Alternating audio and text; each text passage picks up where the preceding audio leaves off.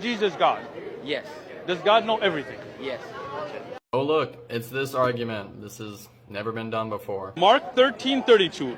But of that day and hour, no one knows, not even the angels in heaven, nor the Son. The problem with this argument is that it thrives on ambiguity. Muslims use God to refer to one and only one person. So they think this is a simple, straightforward question. They project their conception of God onto Christians, and then they act all happy when they think they found a problem in our theology because their questions don't map onto our theology. However, it's more nuanced than that. If one takes God to refer to the Trinity and one asks, is Jesus God? Well, if you're using is to ascribe identity, then the answer is no. Jesus is not God in the sense that Jesus is not identical to the Trinity. He is one member of the Trinity. But that's not what Christians mean when they say Jesus is God. When Christians say that Jesus is God, they are ascribing deity or divinity as a property to Jesus. Similar to how you might say James is bald. It would be silly to say James is bald, Sam is bald, therefore James is Sam. This is silly because the statement was using is to ascribe a property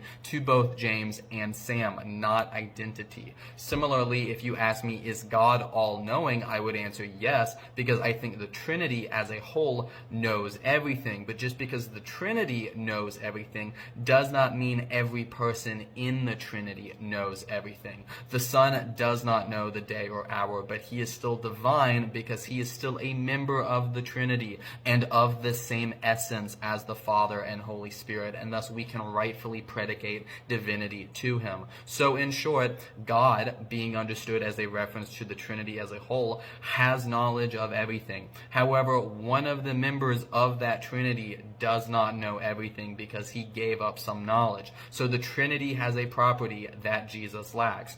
Jesus is God in the sense that he is a divine person in virtue of being one of the members of the Trinity. He shares in the divine essence of the Father, but that does not mean Jesus has every property that the Father has or every property that the Trinity has. So we can still coherently say that God knows everything, being understood as saying the Trinity has all knowledge, and say that Jesus is God, understanding that to mean that Jesus is divine. This is not as difficult as you Muslims are making this out to be.